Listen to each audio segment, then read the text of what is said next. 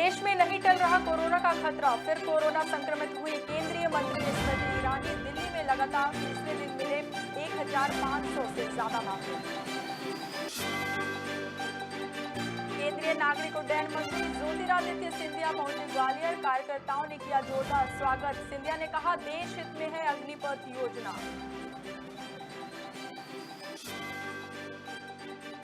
कांग्रेस ने फिर बीजेपी के टिकट वितरण पर उठाया सवाल। कहा, बीजेपी और दागियों की आपस में है सांठगांठ, जनता देगी इस बार जवाब।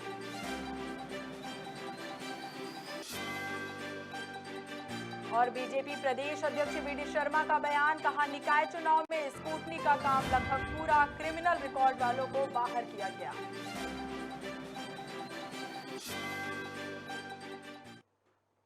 नमस्कार, आप देख रहे हैं खबर भारत और मैं हूं आपके साथ हिमांशी गुप्ता। बढ़ते हैं खबरों की ओर।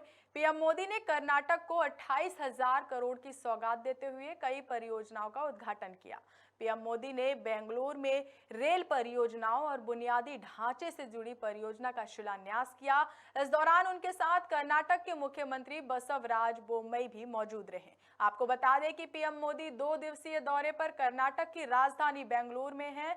इस दौरान प्रधानमंत्री मोदी ने बेंगलुरु में भारत के पहले वातानुकूलित रेलवे स्टेशन को जनता को समर्पित किया। साथ ही उन्होंने कोंकण रेलवे लाइन के 100% विद्युतीकरण और 150 प्रौद्योगिकी हब को भी लॉन्च किया है।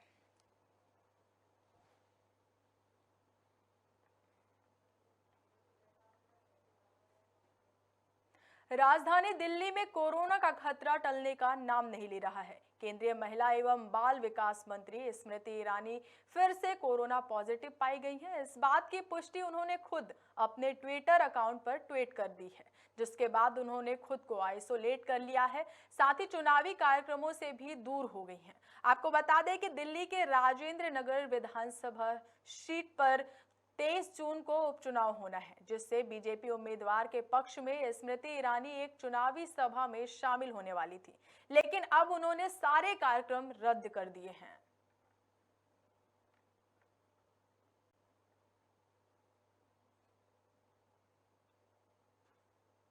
केंद्रीय नागरिक उड्डयन मंत्री ज्योतिरादित्य सिंधिया ग्वालियर पहुंचे, जहां कार्यकर्ताओं ने सिंधिया का जोरदार स्वागत किया। इस दौरान सिंधिया ने अग्निपथ योजना की तारीफ करते हुए कहा कि यह योजना देश हित में है और इस योजना के द्वारा सेना में अधिक से अधिक नौजवानों को अवसर प्रदान किए जाएंगे। इसके बाद सिंधिया ने टिकट वितरण पर कहा कि टिकट वितरण को लेकर कोई असंतोष नहीं है और बीजेपी में निर्णय संगठन के आधार पर लिए जाते हैं। ग्वालियर सहित पूरे प्रदेश में बीजेपी प्रचंड बहुमत से जीत हासिल करेगी। हमारी पार्टी एक संगठन आधारित पार्टी है। जो भी निर्णय लिया जाता है प्रजातंत्र और सभी के मतों के आधार पर लिया जाता है। आपने स्वयं देखा है, पहले एक मंडल लेवल की समीक्षा होती है, फिर एक जिले लेवल की समीक्षा होती है, फिर एक संभागीय लेवल की समीक्षा होती है। तो हमारे दल में भारतीय जनता पार्टी में हर एक कदम पर साथ में मिलकर निर्णय लिया। मैं समझता हूँ कि प्रचंड बहुमत से हमारे सभी पार्षद जीतेंगे, हमारी महापौर जीतेंगी। आने वाले समय में जितनी भी हमारे मध्य प्रदेश में इकाई है नगर निगमों की, वहाँ भी हमारे सारे महापौर प्रत्याशी जीतेंगे। इसका मुझे पूरा विश्वास है। जनता के समक्ष हम जा रहे हैं विकास के एजेंडा के साथ, डबल इंजन की सरकार की विचारधारा के साथ, प्रधानमंत्री नरेंद्र मोदी जी और प्रदेश में मुख्यमंत्री शिवराज सिंह जी की जोड़ी के साथ। मुझे पूरा विश्वास है, जनता का विश्वास और आशीर्वाद भारतीय जनता पार्टी। कांग्रेस ने एक बार फिर बीजेपी के टिकट वितरण पर सवाल उठाया है। इस बार कांग्रेस नेता अजय सिंह ने निशाना साधते हुए कहा कि बीजेपी और दागियों की आपस में सांठगांठ है। जिस तरह भोपाल से आपराधिक प्रवृत्ति के लोगों को टिकट बांटे गए हैं, उससे बीजेपी की मंशा साफ हो गई है। अब वो टिकट बदलने का केवल ढोंग कर रही है, उसका असली चेहरा जनता समझ चुकी है। इस बार जनता उसे जवाब देगी।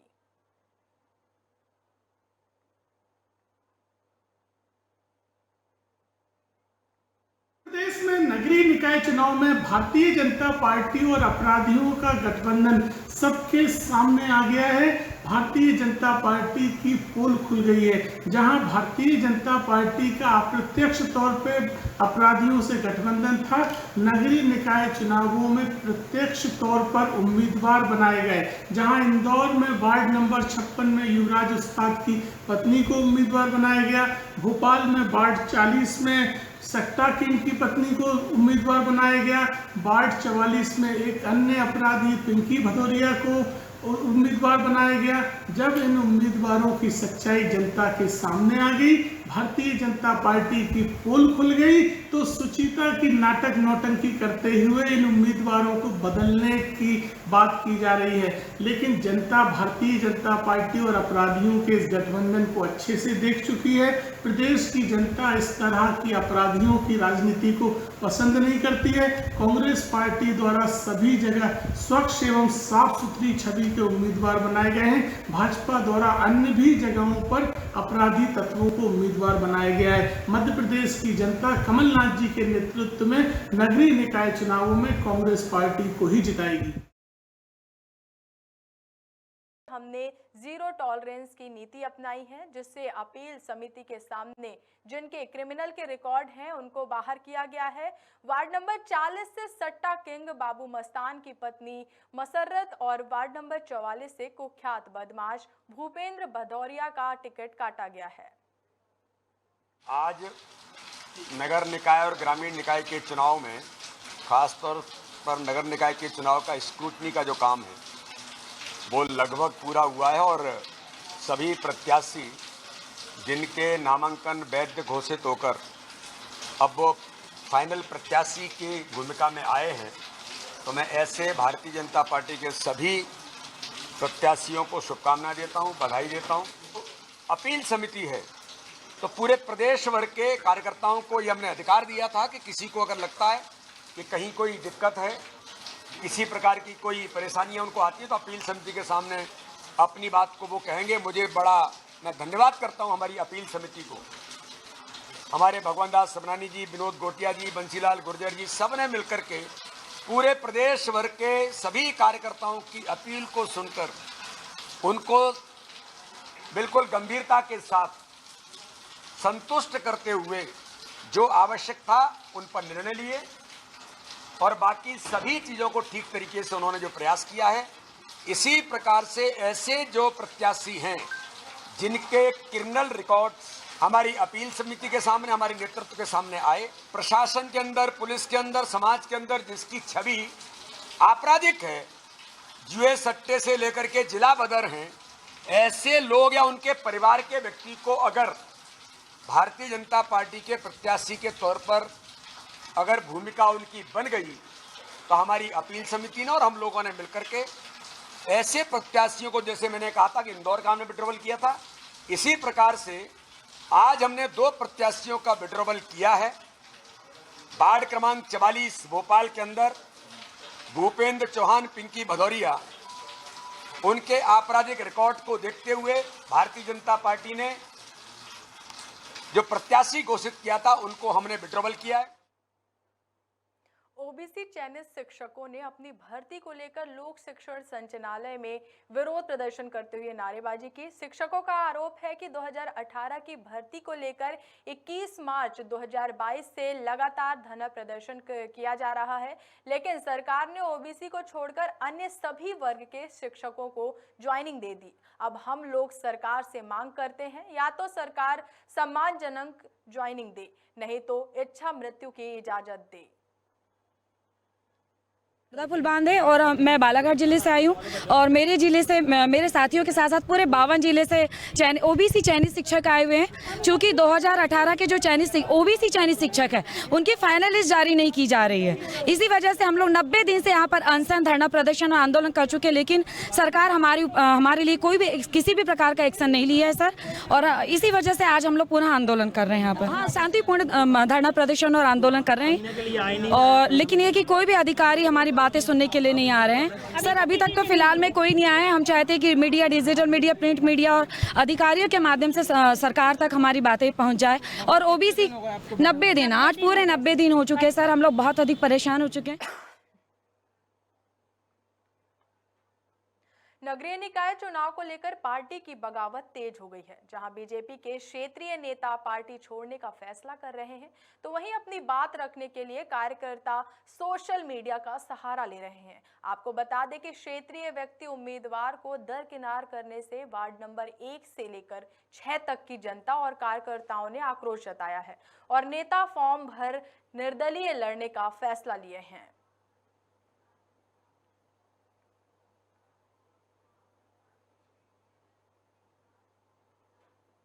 राजधानी भोपाल में मौसम बदलने से आमजन को राहत मिली है। जानकारी के मुताबिक कई क्षेत्रों में हुई हल्की बारिश से तापमान लगातार गिर रहा है। मौसम विशेषज्ञों के अनुसार भोपाल समेत और कई क्षेत्रों में बारिश की संभावना है। आज प्रदेश में मानसून थोड़ा प्रोग्रेस हुआ है। मानसून की उत्तरी सीमा प्रदेश के शिवपुरी होते हुए गुजर रही है और अधिकतर हिस्सों में मानसून का आगमन हो चुका है। कुछ क्षेत्र अभी भी बाकी है, जैसे ग्वालियर चंबल का एरिया हो गया और उज्जैन डिवीजन के कुछ एरिया में मानसून का अभी आगमन हुआ नहीं। और बाकी प्रदेश में भोपाल की बात करें, भोपाल में भी आज ही मानसून का आगमन हुआ और प्रदेश का जो टेम्परेचर है, भोपाल का टेम्परेचर करीबन 25 डिग्री और मिनिमम 25 डिग्री के आसपास होने की संभावना है। बालाघाट पुलिस टीम ने खराड़ी के जंगलों में 3 नक्सलियों को मार गिराया और कब्जे से लगभग 47 राइफल भी बरामद किया। वहीं नक्सलियों की पहचान एक जेआरपी डिवीजन के डीवीसीएम एवं कमांडर नागेश उर्फ राजू तुलावी के रूप में हुई है। नक्सली नागेश पर मध्य प्रदेश, राजस्थान, छत्तीसगढ़ में संयुक्त रूप से 29 लाख का इनाम भी घोषित किया गया है। वहीं अन्य दोनों नक्सलियों की शिनाख्त मनोज छत्तीसगढ़ निवासी और महिला नक्सली रामे के रूप में हुई है, जिन पर संयुक्त रूप से 14 लाख का इनाम घोषित था।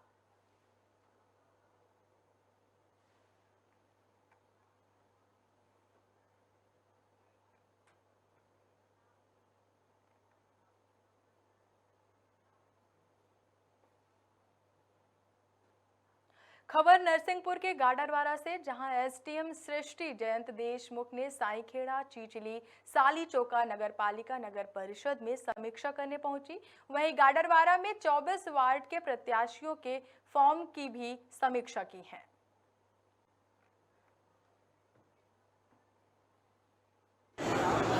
आज हम यहाँ कांग्रेस पार्टी की ओर से उपस्थित हैं, क्योंकि नामांकन पत्रों की समीक्षा का कार्य यहाँ जारी है और मैं रूपेश राय मंडलम अध्यक्ष, मेरे साथ संजीव पटेल जी हमारे वरिष्ठ कांग्रेस नेता, सुभाष जी राय कांग्रेस नेता और यहाँ पार्षद के प्रत्याशी संजीव ठाकुर हैं, एक राम शर्मा जी हैं और कमलेश सेन जी पूर्व पार्षद उपस्थित हैं।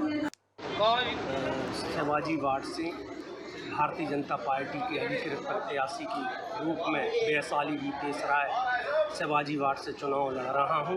बिल्कुल संतुष्टि में समीक्षा चल रही है। इसके लिए भाजपा पूरी ताकत से चुनाव लड़ रही है गाडरवारा नगर में। भारतीय जनता मोर्चा जिलाध्यक्ष, आज यहाँ पे जो हमारे निर्वाचन आयोग हैं, उनके अधिकारी कर्मचारी लोग हैं, उनके द्वारा जो प्रत्याशी लोग खड़े हुए थे, उनके फॉर्मों की स्क्रूटनी हो रही थी और भारतीय जनता पार्टी का संपूर्ण संगठन बहुत मजबूती के साथ अपने सभी प्रत्याशियों के साथ खड़ा है और हर हाल में उनके चुनाव में मेहनत कर रहा है। यहाँ सभी हमारे प्रत्याशियों में उत्साह का माहौल है और निश्चित तौर पे इसी उत्साह का संचार 6 तारीख तक रहा। भारतीय जनता पार्टी 24 वार्ड में बड़ी विजय की ओर बढ़ रही है। आज हम नरसिंहपुर जिला गाडरवारा एटीएम कार्यालय खड़े हुए हैं। यहाँ पर एटीएम कार्यालय के सामने हम आपको बता दें, नगर पालिका के 24 वार्डों की आज समीक्षा है। समीक्षा जांच यहाँ पर चल रही है। सभी यहाँ पर जो कांग्रेस के पार्षद हैं, भाजपा के पार्षद हैं, समीक्षा जो अपने फार्म होते हैं यहाँ पर जांच में आए हुए हैं। एटीएम जो गाड़ावाड़ा ATM सृष्टि जयंत देशमुख समीक्षा जो फार्मों की है वो कर रही हैं। यहाँ पर गाड़ावाड़ा के कुछ पार्षदों की यहाँ पर जांच भी की गई है, चाहे भाजपा के पार्षद हों चाहे कांग्रेस के पार्षद हों, सभी की समीक्षा यहाँ पर चल रही है। अब देखना है कि निकल के क्या आता है, लेकिन कांग्रेस और भाजपा और आम आदमी पार्टी निश्चित ही नगर पालिका गाड़ावाड़ा में जनचर्चा में एक विषय के रूप में आगे आ चुकी हैं, जनचर्चा में आ चुकी हैं। लेकिन भाजपा का ये कहना है कि मोदी जी और शिवराज सिंह की जो नीतियाँ हैं, जो मोदी जी जो कर रहे हैं, अच्छा कर रहे हैं, उसके बेस पे हम लोग चुनाव जीतेंगे। कांग्रेस का कहना है भाजपा ने जो वादे किए वो निभाए नहीं, उसको लेकर वह कमलनाथ के जो वादे थे उनको लेकर वह चुनाव में चल रही है। अब देखना है 24 तारीख के बाद चुनावी समीकरण तेज हो जाएगा। लेकिन गाड़ावाड़ा ATM कार्यालय में आज समीक्षा जो चल रही है, निश्चित कहीं ना कहीं सभी पार्षद चिंतित हैं। आज मैं नरसिंहपुर जिला गाड़ावाड़ा ATM कार्यालय के सामने खड़ा हुआ हूँ। खबर भारत से बिलो चौक से।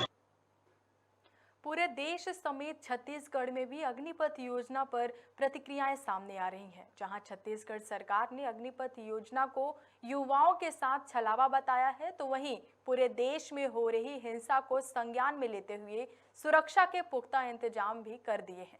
जानकारी के अनुसार छत्तीसगढ़ सरकार ने रेलवे स्टेशन, बस स्टैंड जैसे सार्वजनिक जगहों पर सुरक्षा बढ़ा रही है और प्रदर्शनकारियों के खिलाफ तुरंत FIR दर्ज करने के आदेश भी दिए जा चुके हैं।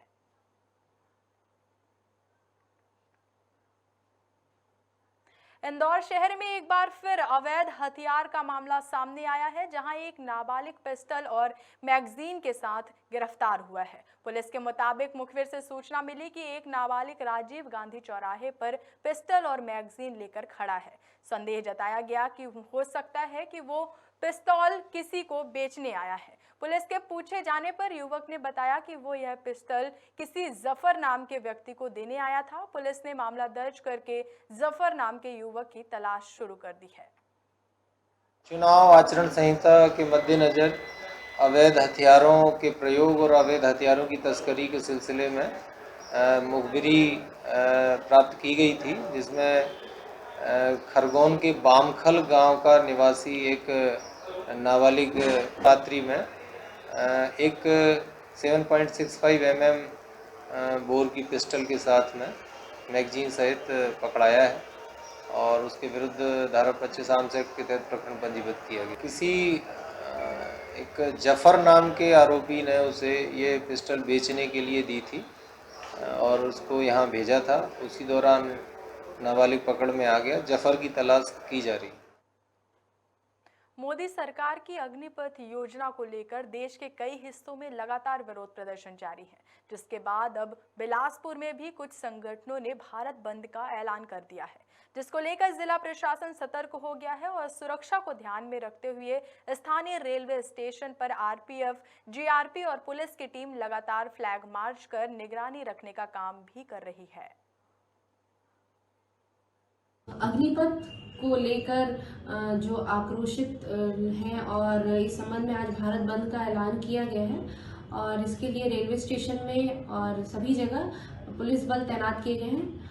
रेलवे स्टेशन में GRP, RPF और बिलासपुर पुलिस के द्वारा संयुक्त रूप से फ्लैग मार्च किया गया, संदिग्धों की चेकिंग की गई, संदिग्ध सामानों की चेकिंग की गई और सभी को हिदायत भी दिए गए हैं कि इस तरीके की यदि गतिविधियों में शामिल होंगे या आंदोलन करेंगे तो उन पर विधिवत कार्रवाई भी की जाएगी। बिलासपुर के भरारी ग्राम में दर्दनाक सड़क हादसा हुआ, जहां तेज रफ्तार कार खड़ी ट्रेलर में जा घुसी।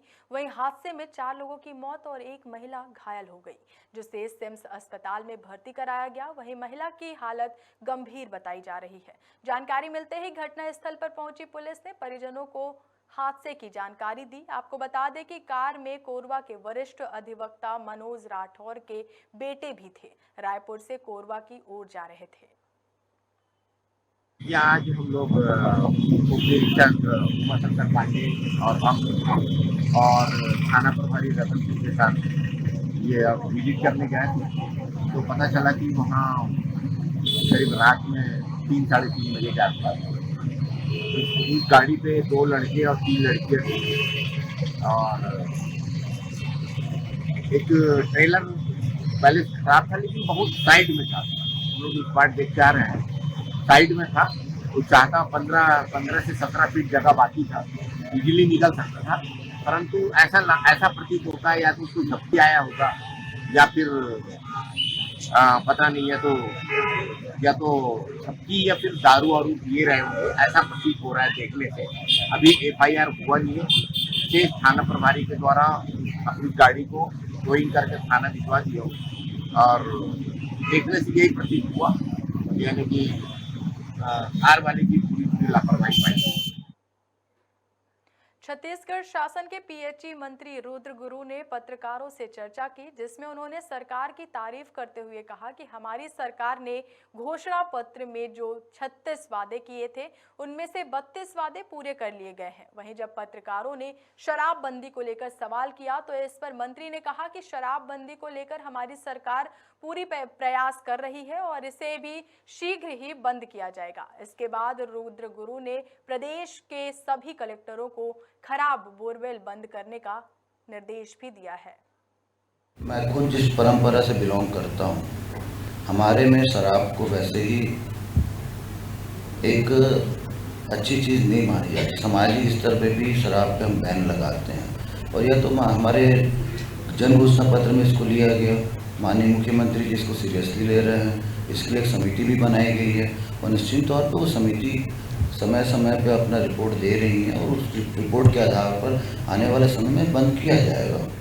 घटना बहुत बड़ी है, उसको मानते हैं, लापरवाही उसमें जिसकी हुई है उस पर कार्रवाई भी होगी और निश्चित तौर पे मेरे विभाग की अगर मैं बात करूं तो यह सुनिश्चित किया जाता है कि जहां भी नया बोर हो उसको सील किया जाए। अगर पानी नहीं है तो, और अगर वहाँ पे पानी मिल गया है पर्याप्त, हालांकि आमतौर पे पानी मिल ही जाता है जहाँ बोर होता है, तो वहाँ पे तुरंत हैंडपम्प की स्थापना भी की जाती है या फिर हैंडपम्प नहीं तो मोटर पंप की स्थापना होती है, तो उसकी मॉनिटरिंग निरंतर चलते रहती है।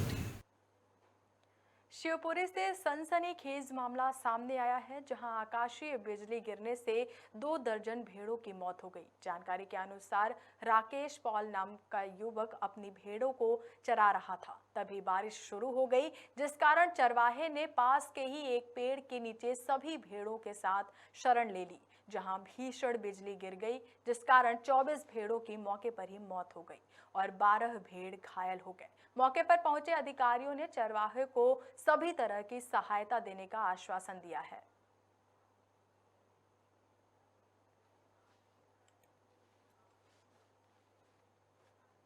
फिलहाल के लिए बस इतना ही। बने रहिए खबर भारत के साथ। नमस्कार।